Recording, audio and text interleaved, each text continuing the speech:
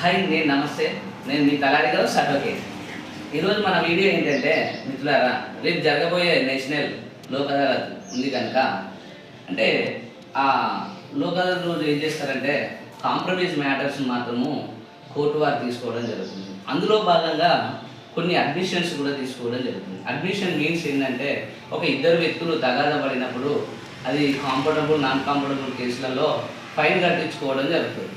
ఆ ఫైన్ కట్టడం ద్వారా ఏమనుకుంటారంటే కేసే పోయిందని అనుకుంటారు, కానీ కేసు పోయినట్టు కాదు మిత్రులారా.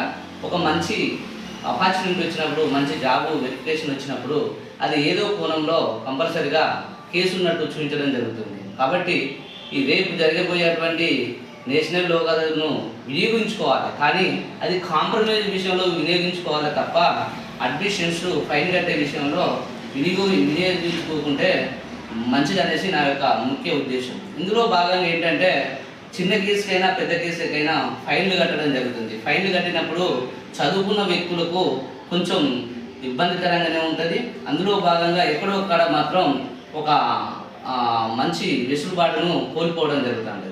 అది దృష్టిలో ఉంచుకొని వేలకు వేలు ఖర్చు పెట్టి అడ్మిషన్స్ ఫైన్ కట్టకండి. ధన్యవాదాలు.